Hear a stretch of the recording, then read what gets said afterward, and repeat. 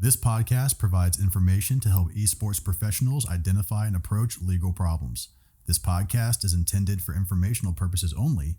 Legal information is not the same as legal advice, which is an application of law to a party's specific set of circumstances. You should not and are not authorized to use this podcast as a source of legal advice. And the information in this podcast does not create an attorney-client relationship between the Law of Esports podcast, any of the lawyers or affiliates of the podcast, and any consumer of this podcast.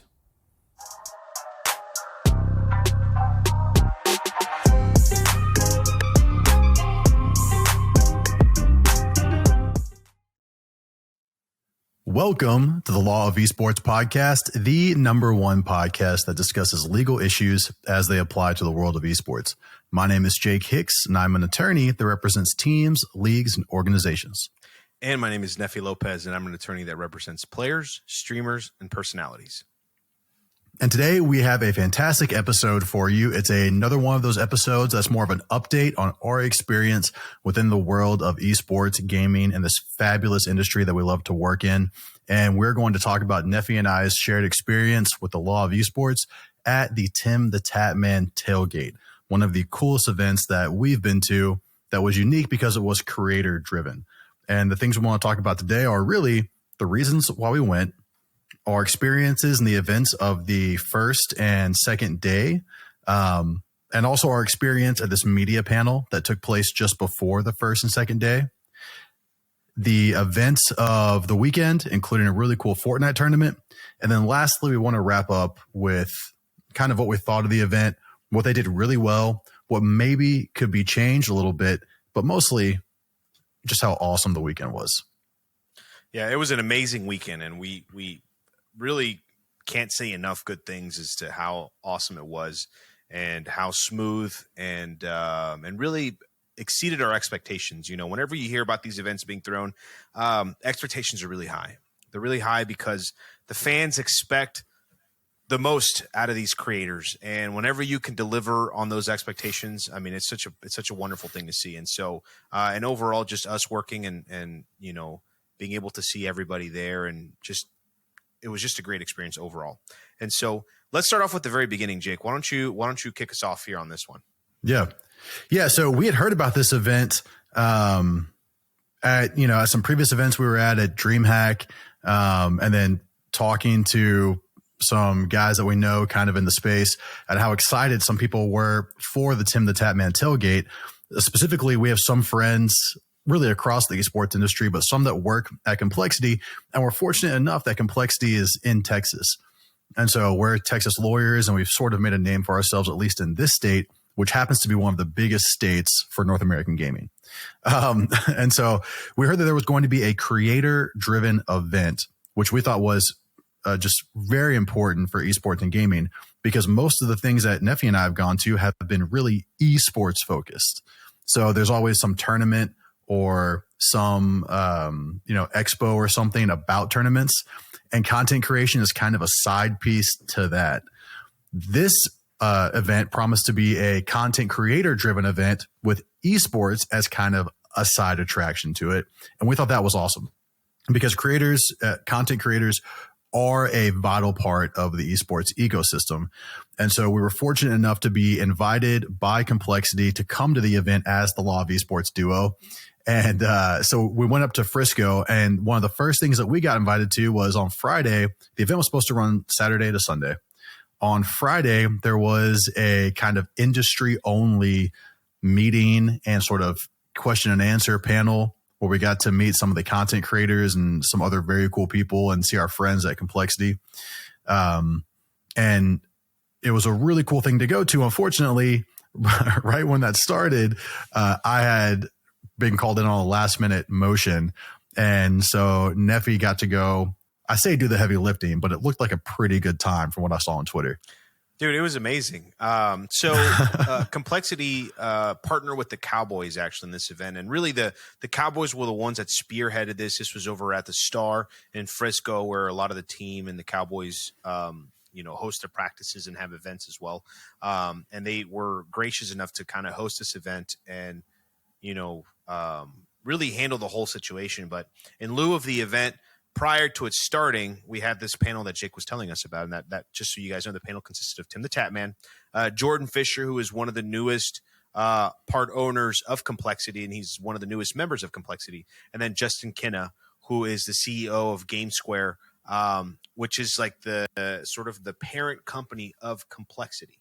And those guys kind of were taking questions that we were able to either present or submit beforehand to kind of have that panel. And the best part about that panel was that it was moderated by our very good friend Rita, who works for Complexity. And it's always a pleasure to see her. So Rita, if you're listening to this, shout out to you. Thank you so much for being such a gracious host and for, helping plan such an amazing event. You did a fantastic job of that panel, and we're excited to see you at the next event.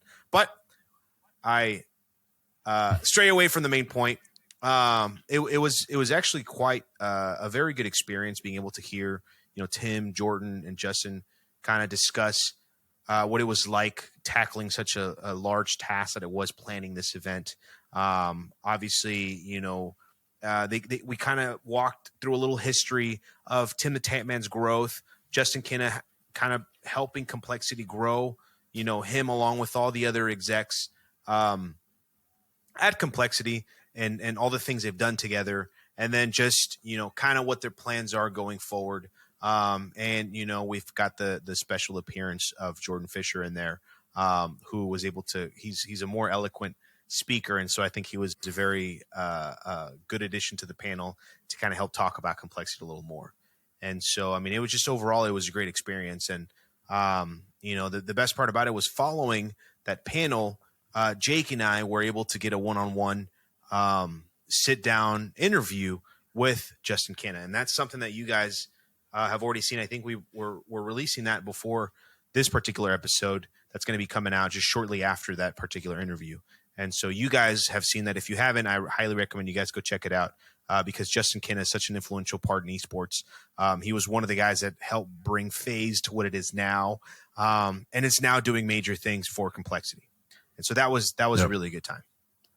Yeah. And to Nefi's earlier point with the Cowboys. So the Cowboys have invested into GameSquare, and one of the big, well, not the Cowboys, really, Jerry Jones, owner of the Cowboys, invested into GameSquare, and then they made a huge investment in acquiring Complexity.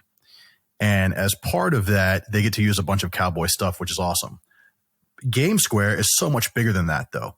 And if you'll check out our interview with Justin Kinna, you'll learn that Complexity is kind of the North American esports arm of GameSquare. They also have R7 in South America. They also have LGD in China, which are other esports organizations that funnel up to GameSquare. They also have an agency, a media company, an apparel brand, and manufacturer. They have a lot of stuff that rolls up into GameSquare. And so for the GameSquare execs to be at this Complexity event, to hang out with everyone at Complexity, which is just a part of their ecosystem, shows how important they think it is to be part of their growth. And that was really cool for us. So to talk to someone like Justin Kinna, there are some people out there who don't know who he is, but the fact that they've acquired Complexity and he was at the event hanging out, willing to talk to everybody was really, really cool for us because we all love esports, but you have to understand the drivers that bring esports to your screen and that can engage with brands and really bring value to the space. And without that, there's no growth. And so one of the influential figures in growing esports, and the fact they were there speaks volumes. Yeah. Yeah. And it was awesome. Amazing, obviously, getting to talk to him a little bit more. Yeah, for sure. And so, then Nefi got a little video with on Twitter. If you guys ever look at Jake Lucky's Twitter and go back to the day, Nefi got a video with Tim, the Tatman, and Jordan Fisher discussing some things with them. I thought that was awesome, dude. I was so jealous. I was in the hotel room typing my life away. And I seen Nefi on Jake Lucky's Twitter talking to Tim and Jordan.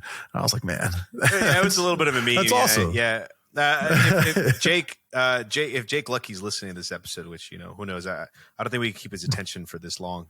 But it was kind of a meme because he didn't get a chance to go to that event, and he was really bummed that he didn't get a chance to go. And so I kind of rubbed it in his face a little bit and was talking to Tim and and Jordan, and we kind of teased him a little bit for it. So that was a good time. And Complexity retweeted and everything. So it was really cool to see that interaction get blown up on Twitter. But anyways, yeah, it was a good time overall. And so obviously we got to talk to some of those guys there. We Jason actually gave us, along with the media, and we've obviously have toured the facility before, but it was a little different having Jason actually walk us around. And Jason, like, for you guys that don't know, is the CEO of Complexity. Another amazing guy, friend of the show. We love Jason. He really showed us around, showed us the offices, showed us the building, and showed us the big things that Complexity is doing. If you guys go and you guys, again, watch that episode with Justin Kinney, you guys will learn a little more about the particular headquarters. And so, and that was just the first day. That was the day before the actual Tatman Tailgate was supposed to start. And so they fed us some lunch. We went to that. And then, we kind of hung out for the rest of the day with the creators that were staying at the hotel with us over at the pool. So, it was Ninja, Courage, TimTheTatman, obviously. So it was Tim. And then our good friend, American Dad, and Daltouche, and a few other guys that were coming and going. It was a great experience, and it was really, really fun before the work actually started the next day. My favorite part of these update episodes that we have a few of them out now. My favorite part has got to be Nefi using food to guide the episode. He's like, they fed us some lunch and now it's time for the next subject. I love it, man. We're all big guys out here. So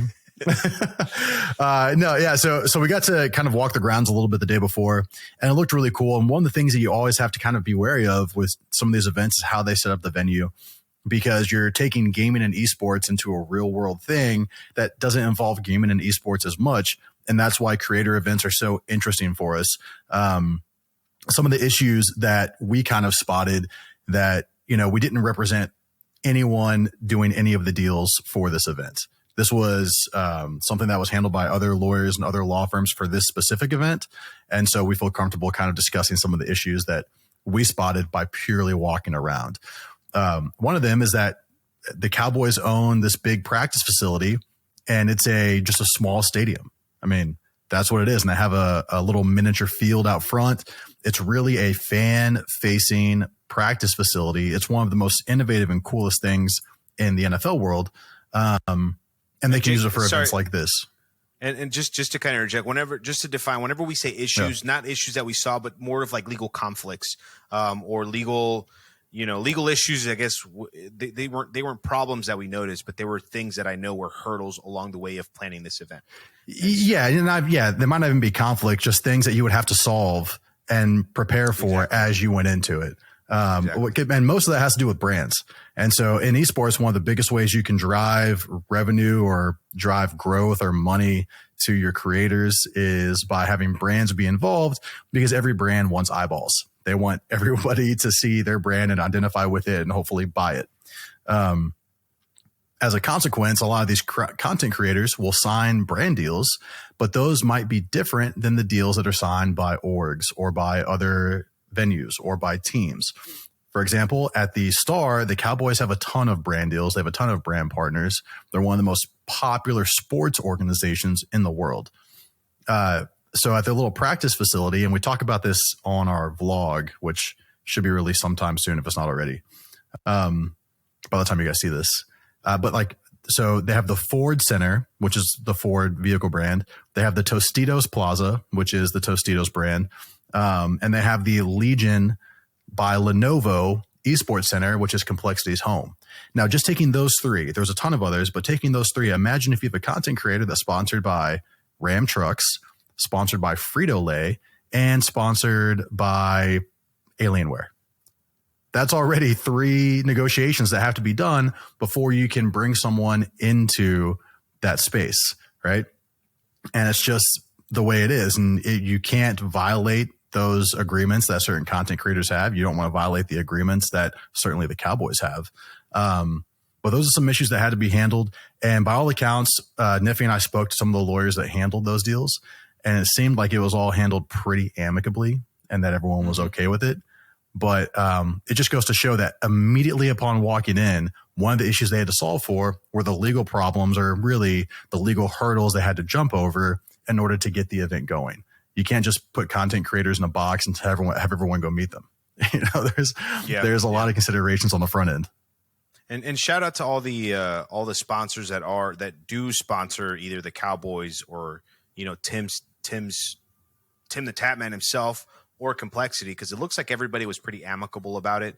I'm sure there were some brands or sponsors of Tim's that didn't get a chance to necessarily contribute to this event that really wanted to, but didn't get a chance to because of all the current existing brands or sponsorship deals that the Cowboys have, or that Complexity has. And so it looks like it was handled pretty amicably. I really didn't hear any stories about anybody making a big stink about it. I think the ones that they could make it work were able to make it work, and everybody seemed to contribute in a significant amount, or in a significant way, to where it was obvious that they were involved. Some of the examples are like Chipotle or NZXT that were there. That's one of Tim's computer partners. Obviously the Tostitos and Ford were all there. They're all over the place. And then, whatever other major brands, I mean, it was obvious who was involved, and it was cool to see it all together, to see the ecosystem and all these businesses supporting an event like this creator event. That was the Tatman Tailgate. Yeah. So let's get into the first day. On the first day of the event, which is a Saturday, it was supposed to start at noon. There was a party on the plaza, which is the plaza outside of the Ford Center, where people were going to go and just hang out. Most of what we saw were people kind of standing in lines, and there were some other things going on. Everybody was the area in Frisco. Yeah, the area in Frisco called the Star, which is the Cowboys practice facility. It's just surrounded by stuff. I mean, there's restaurants, there's bars, there's shops, and there's all kinds of stuff there. So people were perusing that. There was a car show that we didn't really check out as much, but it looked really, really cool. And so people were lining up to get into the stadium, and the way the stadium is set up is like a traditional bowl where you have seats along the sides, and then you have a football field in the middle, right? And if you guys saw anything on Twitter or any of the vlogs that occurred or that are from the event, basically on the field, you had a bunch of like tailgate games. They had cornhole, they had tailgate golf, they had laser tag, they had a bar down there, they had a stage down there with live music. They had other meet and greets of different content creators. And then on one side, they had a huge line of PCs for the Fortnite tournament. They also had an arcade. They had a variety of things down there that you could engage in. But the way the tickets were sold is if you bought just a general admission ticket, you couldn't get onto the field to enjoy those things. You had to have a separate type of ticket to do that. And so on the concourse, they also had food. They had a beer pong tournament. They had different content creators walking around doing meet and greets up there. They had the penguin walking around doing photo ops. Yeah, Kevin the Penguin doing photo ops, which is one of Tim the Tatman's little mascots. They had that stuff going on as well, kind of on the concourse. And then obviously whenever there's live music, that kind of permeates throughout the entire thing. So as a result, we just decided to go and walk through and check out all of it. And it was pretty cool. We also had a producer with us, Mr. Trent Knox, who was there to get footage for us, to be a cameraman. Our first and follow us around ever. Yeah. Our first vlog ever. And one thing we realized is that even if you have directional microphones, if you have lavalier microphones, if you have all these types of production stuff that we as lawyers are not intimately familiar with, but we've heard of, no matter how much money you spend, no matter what you do, if there is a live music stage blasting, just, metal, it's going to mess with your audio. Oh yeah. Yeah. There was so much content. So much content that we recorded that you can't hear. You just hear the blaring music in the back. And so, we kind of had to trim some of the stuff, and we had to take advantage. Every time it got quiet, we're like, all right, let's do something. Let's talk to somebody. And it was kind of rough, and and we're not creative minds. And so we kind of, we were figuring it out, and Trent did a fantastic job recording it all for us and doing some of the editing on the videos that we posted. But it was a learning experience for us. We're lawyers, turned content creators. We're learning how to do this, and we're trying to do it the right way. And man, boy, is it tough. I'll tell you that much. But it was amazing. It was amazing. And going on the floor, seeing all these things that were there. I mean, it was exactly what you would expect of a creator content or of a content creator led event such as this. And so, Jake, I didn't mean to interrupt you, so I'll kind of let you finish. No, you're good. I interject.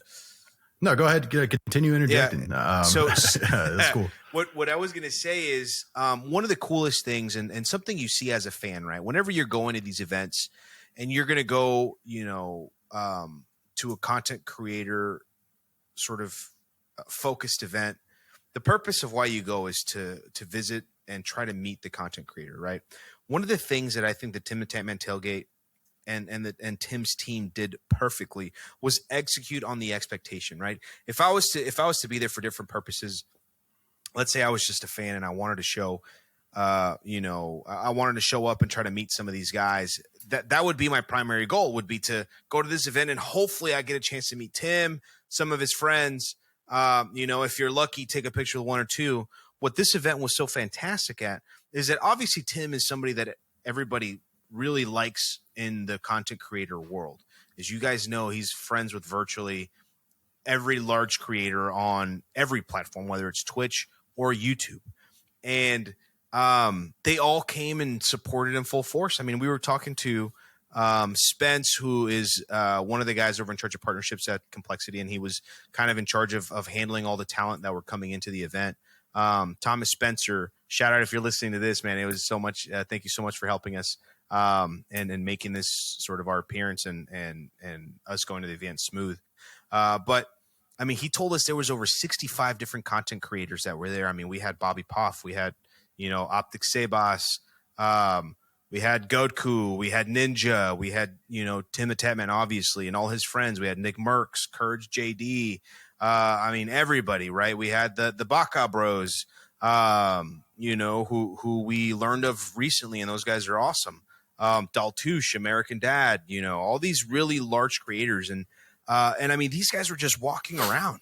I mean, you could literally go get in line, go get you some nachos, and you're going to run to freaking Nick Merckx and Tim who are taking pictures next to the AT&T booth, or you're downstairs on the floor, which, Jay kind of told us about the tickets that you can get for the concourse. They also had, silver tickets where you had access to the floor, and then they had gold tickets which give you access to VIP and a bunch of meet and greets. And I mean, these guys are walking around. I mean, one of the guys that we ran into was Stone Mountain 64, which is one that we didn't know he was going to be at the event. And it was obviously a pleasure seeing him there. And literally we were just walking and we're like, holy smokes. Is that Stone? Let's go, let's go say what's up. And, just casually ran into him. Same thing with, FaZe Swag. The Nuke Bros were there. FaZe Santana, Cloaksy. Just these massive creators literally just walking around. You can walk up to these guys and say, yo, what's up, man? Nice to meet you. Take a picture with them. Obviously once, people started lining up, then the line would get really long, but no other event that we've heard of has ever happened of this type. And just, these guys did it right. I mean, they had some fun things going on. One of the memes that Tim has, takes fall damage all the time whenever he's playing and he dies. So they had like a fall damage pit. There's a funny story with that. There's a guy that got hurt, and Jake and I just thought it was funny. He's a really nice guy too. And looks like they made everything right. But I mean, just they delivered perfectly on the expectations. If your goal was to meet some of your favorite creators, they delivered on that. And I just praise these guys for being able to do that, because I think that's what people were looking forward to most. Right. And I think that's something that's really important that we always emphasize, especially Nefi emphasizes, and I don't work with as many content creators as maybe I would like to, because if you're working with their orgs, you can't really do a whole lot for them. But Nefi says this all the time, but it's, a content creator's lifespan of peak popularity is very short in the space. The space is very young. And so we don't know if we're ever going to have someone that's popular, that's pulling large audiences for 20 plus years. But for most of these people, you're looking at, 3 to 4 years of really peak popularity. And if you're not out there meeting people and engaging with your fans every chance you get, you are making a massive mistake. And that doesn't mean just showing up to the event and putting your name on the flyer. It means once you're there, you actually have to do the work, go down on the ground level, literally, and shake hands, take pictures, talk to people, engage with them, listen to what they say, talk about it, relate to people on a different level because you're in person talking to them. And I don't feel weird saying this because I'm pretty sure these people will never really have a reason to listen to this podcast right now. But Jack Dunlop, Courage JD, FaZe Swag, FaZe Santana, Cloaksy. I mean, those guys they have a ton of popularity. They have enough money to really retire right now and be fine and be better off than 99% of the United States. They spent so much time down on the field talking to people with huge meet and greet lines. Courage meet and greet was supposed to last 45 minutes. He was there for 4.5 hours on the field. I mean, that's the type of dedication that these guys have. And these meet and greets, like I said, I mean, they were supposed to last 45 minutes, 50 minutes, an hour. The commitments were not that long. And guys were down there for hours, literally for hours, engaging with people, meeting with people. And whenever you think about it, if you have someone like a FaZe Swag or like a Courage JD, those are massive personalities, and it's great to have them at your event, but it's also great to see them still putting in the work. And so especially if you're a young content creator, you're just coming up and you think I'm too big to go to this Belong Arena and go to this Fortnite tournament or whatever.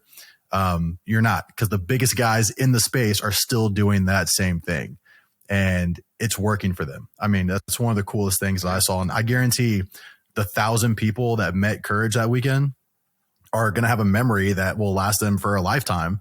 And they're going to be that much more engaged with this content, that much more engaged with this brand because they met someone who was also really cool meeting people in person. Yeah. It's not every day that you get to meet a 6'5" gamer. Absolutely. And that was another cool thing is meeting, content creators that are established and that we know, and then meeting new content creators that were there because they're either a fan of the particular content creator or fan of the org. Like one of the examples of the guys that we met there that we, previously didn't know was Pac-Man, for example, who's a huge, Warzone TikToker. He's one of the bigger, streamers and content creators in Canada, and, killing it on Twitch too, who has become a dear friend of ours now. We love Pac. If you're listening to this, man, shout out. It was such a pleasure meeting content creators like him that are there interacting with the fans. I mean, just they're there because it would, they just wanted to be there. And there was so many people that were in the same situation where those guys went and showed support. Because a lot of those guys, they weren't paying for their hotels. They weren't paying for their flights. Those guys paid their own expenses to be at the event. Obviously, the event was like, if you come and you show up, we're not going to charge you to be there, which is totally fair. But they had to pay their own way to get there. And that just shows the dedication of all these guys that are there to support the scene. I mean, what we like to see is people supporting each other, seeing content creators collab, content creators support each other at these events. And I mean, I wouldn't mind having, 2, 3, 4 of these events a year. I mean, it was such a great time. And I mean, it's just these guys did it right. And then when we're still haven't even gotten into this, the second day. And obviously on top of that, we have the music, right? The concerts, the show. The first night, the theme was sort of like electric music. And then obviously the first half of the tournament that was being held there, hosted by, I think it was YouTube Gaming. Fortnite tournament. And Fortnite. Yeah, the Fortnite tournament. I think they call it the Tatman Hoedown or something like that. And and that was also, a great event to see all the computers set up. And were the computers as cool as the ones that we've seen by CLX, like at DreamHack? I don't think so. NZXT, shout out to them for providing those computers, but they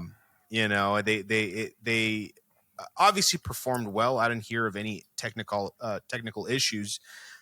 But you guys could have probably brought some prettier computers, man. You guys just had these black boxes out there. Yeah, cosmetically they didn't look great. And so I don't know what was up with that. I maybe we're just spoiled, and CLX computers that they bring to their events really kind of blow us away. But NZXT, if you're listening to this, some people want to see some cool computers, man, and we weren't necessarily super impressed by what we saw. For an event like that, obviously y'all provided the computers, but you guys can do better. And so no shade towards NZXT, but when you go to these events, you guys are being exposed to a lot of fans and people are seeing your products. Show off a little bit. Why not just throw on some RGB, throw on some glass, some tempered glass, something. I don't know. I mean, it was just like a regular black desktop computer. And so, and I don't know if that's how all the computers were, but all the ones that we saw, that's what we noticed. But anyways, I digress. The Fortnite tournament was, I think was also a huge event for a lot of people that were there watching it. You get to see them, live, the interviews. It's just, it was great all around. Yeah. No, and then the casters were, they got some really good casting talent. Oh yeah. They also had MLG Puckett, or I guess whatever, just Puckett now, because MLG is a different thing. But yeah, so they had Papa Puckett out there, who's been a caster in esports since esports has been a thing. And he's one of the best MCs you can really have. So they had him MC the entire event, not just the Fortnite tournament, but he had the microphone in his hand for everything and was announcing everything throughout the weekend. Heck of a job too, man. Yeah, dude, such a great presence to have. I mean, the guy's a natural talent, and it was, and him and obviously TimTheTatman are friends. He knows all the complexity guys because he's been around the scene for a very long time. But that was really cool. We got a chance to talk to him too, and he was just overall just a super nice guy. Yeah. But yeah, to talk to a bunch of content creators, which is always fun for us, always cool to do because, we're mostly just looking at their documents instead. And then the first day kind of wrapped up, and it actually wrapped up without too much. I mean, there were no other problems that we really saw, everything went off pretty much without a hitch. Yeah. Then we prepare for the second day. And on the second day, we were supposed to have a few big things. It was going to be the kind of the finals for the Fortnite Hoedown tournament. It was going to be a continuation of meet and greets and content creator interaction. It was going to be the final of the beer pong tournament they had. And then it was going to be a concert with Kane Brown, who's a just massively famous country artist and apparently friends with TimTheTatman. And so they were going to have that big gamer as well on Sunday. Yeah, big gamer. And so we started that out on Sunday. We looked at the footage of some of the footage that we got from the day before and realized that our audio was entirely scuffed. It was a major problem. And then we continued to try and get more footage and talk about some stuff. But at the same time, vlogging is a learning process. My goodness. Yeah. It was rough, man. It was rough. Because we have a producer with a $5,000 camera rig following us around everywhere, and we're encountering some issues with it. Yeah, and we're kind of you're in the situation where one, we don't have that production skill to be like, all right, let's set up right here and let's do this. And the lighting is perfect here. We were just kind of recording and going. You guys will see the video if you're watching this and you're listening to this. If you're watching this or listening to this, check out our YouTube channel, The Law of Esports on YouTube, and go check it out. And you can see what we're talking about. It's a little rough, but we tried our best. Trent, did a fantastic job editing the video. And it's going to get better. Trust us. We've got a couple events for this year, and hopefully you'll see some progress in our content as it gets better. But that second day I think was just as good as the first day. I mean, the content creators were out in full force. Those guys were out there walking around, saying hi to people, taking photos with folks. The Fortnite tournament basically reached a conclusion. Shout out to one of our really good friends, Out Trumped, who is an absolute beast on the sticks. I think he plays on a PlayStation controller. I mean, the dude is insane. He's extremely aggressive when he plays. And it was kind of tough. If we're gonna, and just spoiler alert, we're gonna criticize a little bit the Fortnite tournament as far as what happened, specifically in regards to the games. They sort of announced that they were supposed to have 6 games total. Then they cranked it down to 4. And then after the 4th, they were like, "Oh, we're just kidding. We're going to have 5."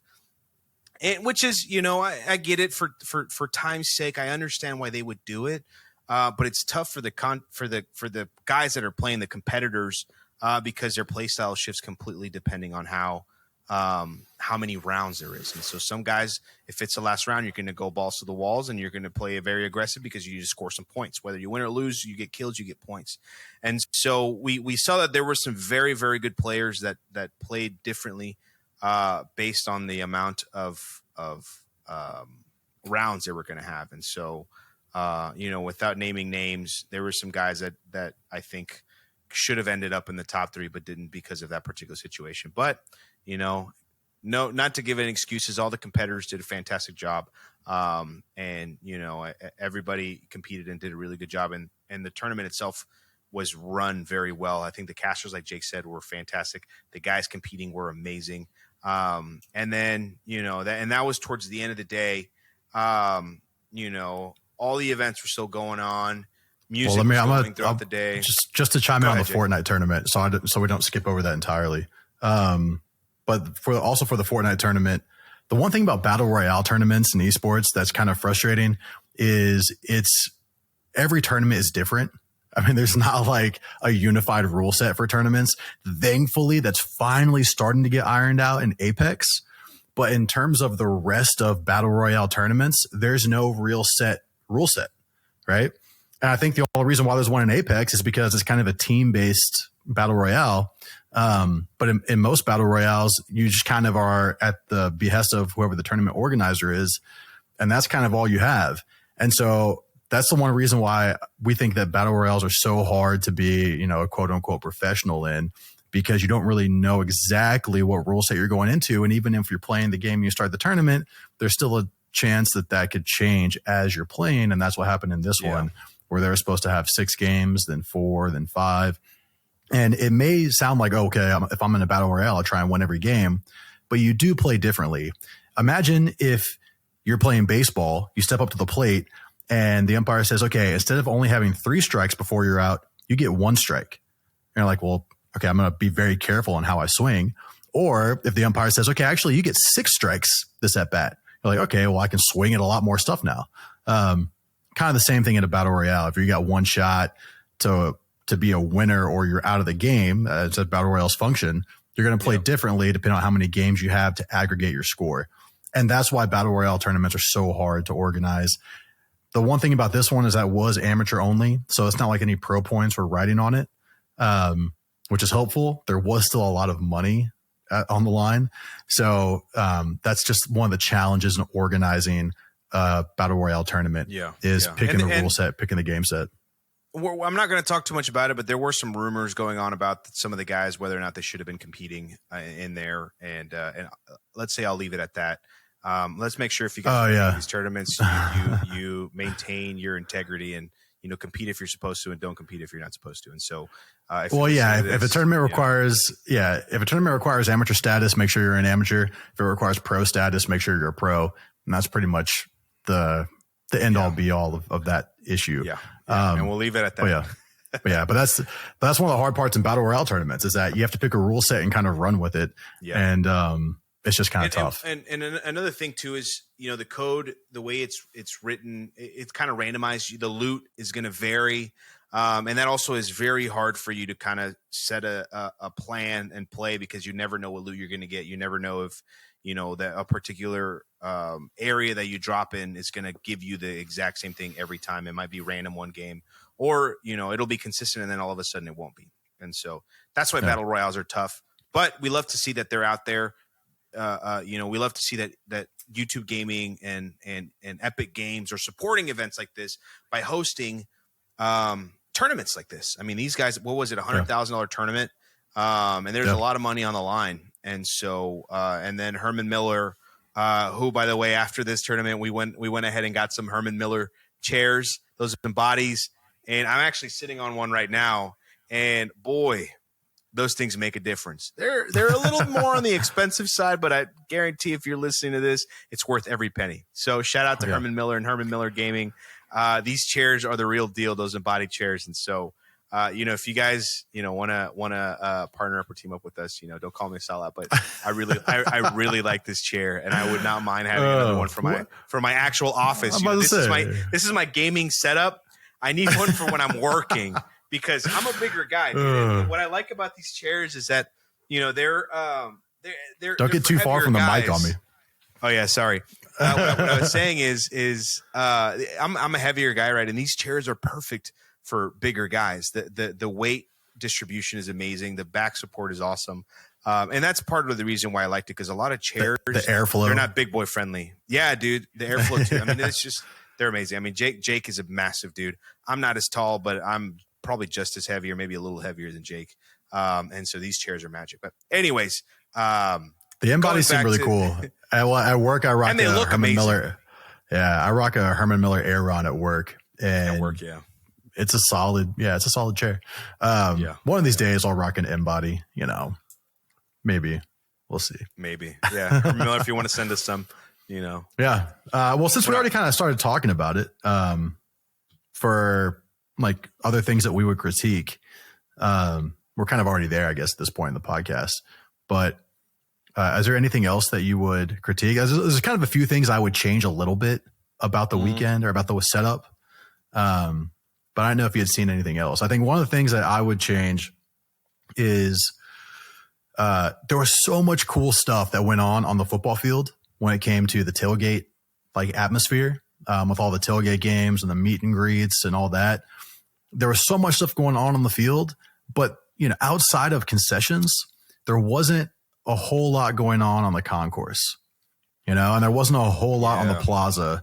And so the value proposition for buying a ticket that gets you on the field was massive. You got to play all the games. You got to meet all the content creators. You were up close and personal for the live music. But if you only had a ticket that got you onto the concourse, you could obviously walk up there and you got a free t-shirt.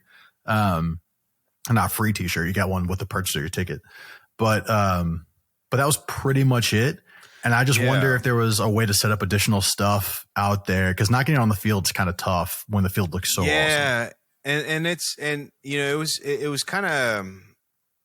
it was weird to see, those guys are in the audience, right? Like the bleachers, I guess, for lack of a better term, just kind of watching all the fun happen on the floor. And that was kind of a bummer to see that, because you go upstairs and they did have, they did have beer pong up on one of the corners, or water pong. I don't know what Tim Pong or what. Right. Yeah. Tim Pong.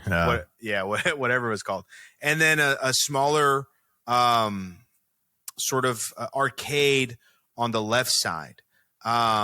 And it really wasn't anything super impressive for those folks. And I think there was a lot of people that had those tickets. There was a lot of people sitting in the stands. And so I tend to agree with you, Jake. I think that's one of the things that we were talking about that we noticed, where, like, shoot, if I didn't have access to the floor, I'd be, you get bored pretty quickly. And really what you're doing is you're watching just other people interact. And so it sort of, it increases the value for you to kind of spend the extra money to get on the floor next time. But at that event, I'd be bummed if I was just sitting there watching everybody take pictures with my favorite content creators and me not get a chance to meet them. And so, the way you sort of counteract that is, engage, have these guys, maybe a couple of the smaller creators, somebody walk around up there, which it was happening. They did meet and greets at the concourse level as well. So don't get me wrong. It's like those guys didn't get any value. There was still a lot of content creators walking around up there. And there was stuff for them to do, but I think they could have done a little bit more. But it is the first event. I think a lot of people probably gave them that feedback already. And so I hope they work on it, so that way next time, whenever they do that event, they kind of add a little more value to the folks that, and it's not so much that they don't want to, they probably can't afford to get some of those tickets that give you access to the floor. Right. And so, Yeah. So I tend to agree with you, Jake. There's not as much value proposition there for the lower level tickets. Yeah, and the only, I mean, one of the other things that there's some minor criticism, not of Tim the Tatman or of Complexity or the event in general, but there was about 55 content creators there. Thomas Spence at Complexity did a fantastic job of getting creators to agree to come out, and a ton did. When you think about 55 people who are popular on Twitch, YouTube, on all these platforms, massive on Twitter, that's a really hard task, and they did a very good job of that. One of the things that I think content creators have to remember as they go into more live events, because we haven't had them for about 2 years now, but as live events continue to happen and as content creators continue to make commitments to go to more and more of them, we talked very glowingly about some of the big guys that are out there: Courage, Swag, Daltouche, American Dad, Face Santana, like all these guys that did a really good job of interacting and engaging with people. There was a VIP room for the content creators, which you pretty much have to have nowadays for guys to go take a rest and a breather. But the problem is that a lot of content creators, particularly the ones that maybe aren't as big as Ninja, which is a ton of people, would go up there and just kind of stay up there in order to interact with content creators bigger than them, and didn't take advantage of the opportunity to come down and engage with all of the people that were there that know who they are. And so, like, if I have a client that's at that event, I'm telling them, look at what Courage JD is doing. Look at what FaZe Swag is doing. Some of the biggest guys in your space that are interacting with people for hours on end, right? And if you don't take advantage of that, then you're kind of wasting your time. And I get that everybody wants to go to these events and have a good time, but just remember, if you want to continue to grow your brand and continue to make a living off of this wonderful world of esports and gaming, you have to continue to interact with people whenever you get the opportunity, because these opportunities are coming back, but they're still like pretty far and few between. And so just because there's an opportunity to interact with other creators, definitely take it. And at all these events, you'll have the opportunity to do that at nighttime, which we got to do as well. We get to go out to dinner and go out and have drinks or whatever. You get to hang out with everyone then anyways. And so when you're at the event, take the time to interact with people. If people are calling out your name as you're walking to the VIP lounge, don't just wave and keep on walking. Take the time to meet with people, talk to people, and really continue to grow your brand. Yeah, and that's something that I tell my talent all the time, right? One of the keys, sort of one of the unique elements to live streaming, is building a relationship with your viewers, right? A lot of these guys, you've probably, most of the people that follow your channel, you've never met in person. But whenever you log on a daily basis, you share life experiences with them. You tell them, hey, this is what's going on in my life. They get excited. They get happy. They donate to you. They give you their hard-earned money to support you and continue to provide, to sort of continue to game or share your life with them. This is very personable to them, right? This is something that they sort of build the relationship in their heads with their content creators. And whenever they meet you and you don't seem as approachable, that could potentially hurt your brand. And so I'm not saying, spend all day and interact with these people, but I tend to agree with Jake. There was so many content creators that were there that we noticed, but that didn't come down. And we're not calling anybody out in particular, but if obviously at the same time, this is a business, right? And as esports attorneys, our job are to help our clients and to help content creators growing their business and continue to make their business profitable and make more money. And the way that you do it in the content creator business is by building a fan base. And whenever you're approachable and whenever people can know that if they come up to you and they take a picture, obviously there's a time and place for everything, but if you're approachable, they'll become fans versus say, oh, I'm kind of, it wasn't as cool as I thought to meet X creator. Let me go to somebody else. Or, I met Repulse, for example, at this. I'm not saying me in particular. I'm just saying in general. I met Repulse, and that dude was awesome, and he gave me a hug, and he said, "What's up?"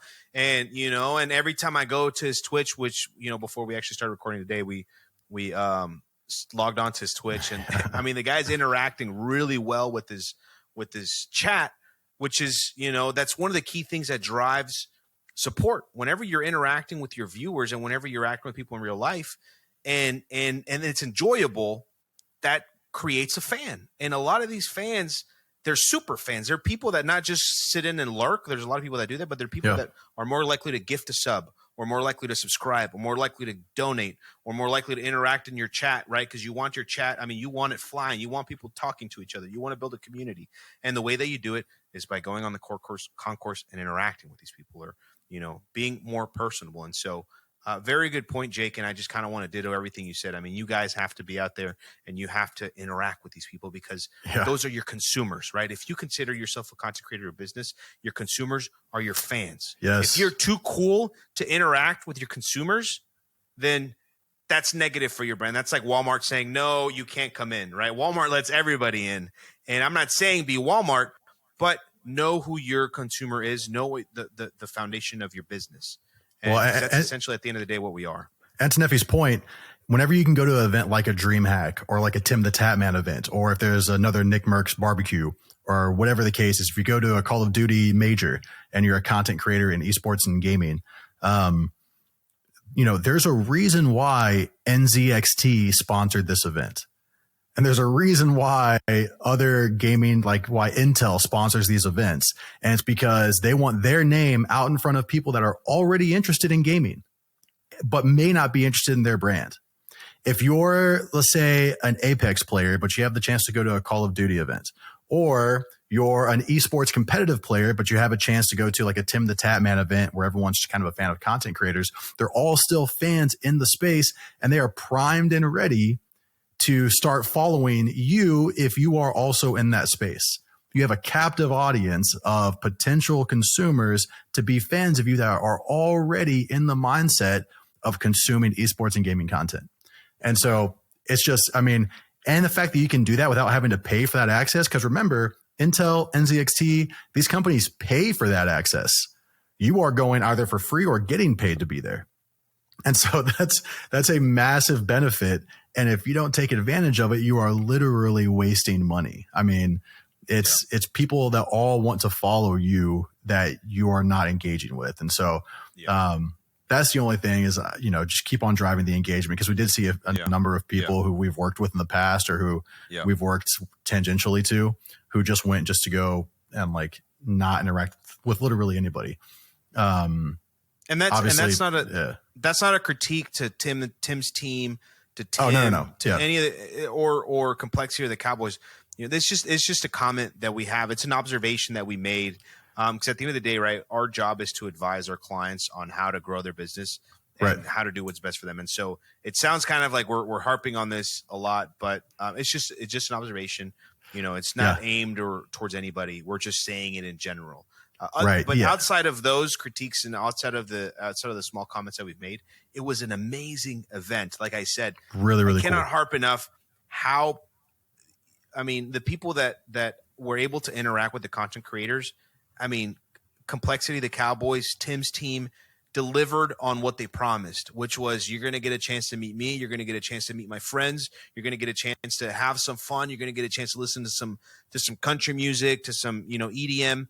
And have a good time. And they delivered on that perfectly. Are there some things it could have done? Sure, there's some minor tweaks it could have done, but generally, as a consumer going in, there really wasn't a hitch. Honestly, me being a big guy, you make fun of me, Jake. One of the nacho stands right out of that white queso that they have, and I was kind of annoyed by that. But that's not Complexity's fault.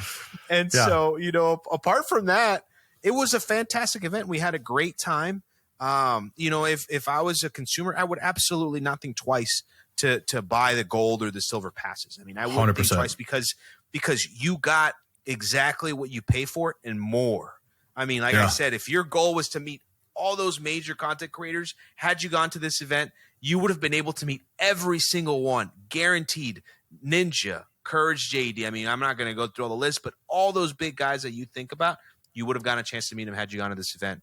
So for those of you guys that are listening to this, if y'all ever have an opportunity to attend an event like that, do it. Okay. Oh, 100%. 100%. It's worth it.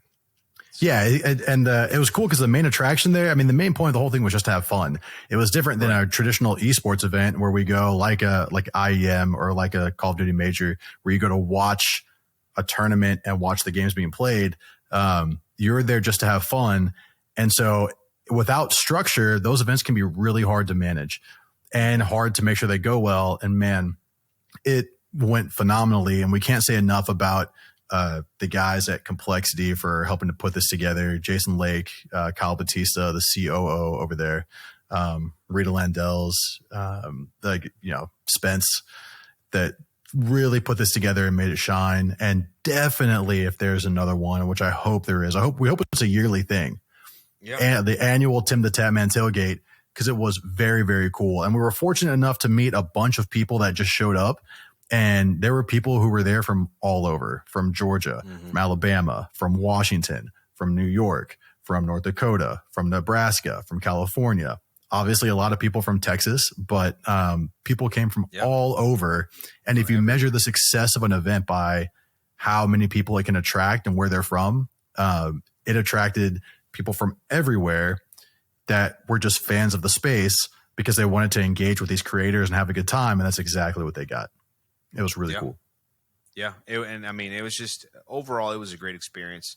We want to thank, Complexity and the Cowboys and, Tim's team for allowing us an opportunity to go attend and interact with everybody. We had such a fantastic job, and we'll look forward to the next event.